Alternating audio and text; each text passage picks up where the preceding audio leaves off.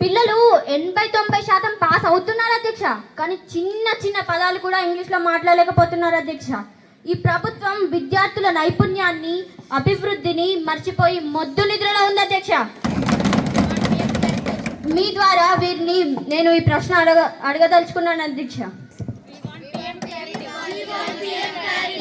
ప్రధానమంత్రి గారు వివరణ ఇవ్వాల్సిందిగా కోరుతున్నాను. అధ్యక్ష, మా ప్రభుత్వం విద్యార్థుల పట్ల చాలా చిత్తశుద్ధితో పనిచేస్తుంది అధ్యక్ష.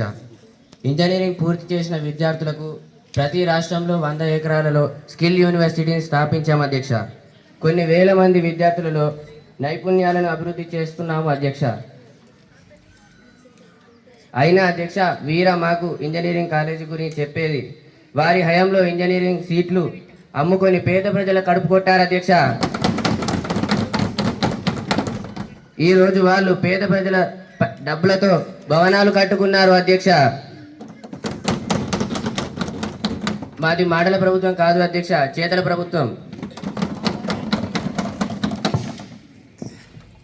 అధ్యక్ష, ప్రధానమంత్రి గారు అన్నదానికి నాకు చాలా బాధ అవుతుంది అధ్యక్ష.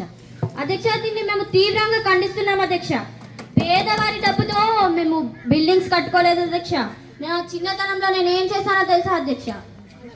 పాలమ్మిన, పూలమ్మిన, ఆఖరికి కోళ్ళు కూడా అమ్మిన అధ్యక్ష. నేను కోళ్ళు నడిపిన అధ్యక్ష. నేను కాయ కష్టం చేసిన అధ్యక్ష. నేను మెడికల్ కాలేజ్ పెట్టిన అధ్యక్ష. పేదలకు సేవ చేసిన అధ్యక్ష. ఇంజనీరింగ్ కాలేజ్ పెట్టిన అధ్యక్ష. స్కాలర్షిప్లతో పేద విద్యార్థులకు విద్యను అందించిన అధ్యక్ష. ఎమ్మెల్యే అయినా, ఎంపీ అయినా, త్వరలో పిఎం కూడా అయితే అధ్యక్ష నేను. అయితే ఇదంతా నా కష్టార్జితం అధ్యక్ష. అయితే పిఎం గారికి నిద్ర పట్టట్లేదు కావచ్చు అధ్యక్ష, నేనెక్కడ పిఎం అవుతాను అని.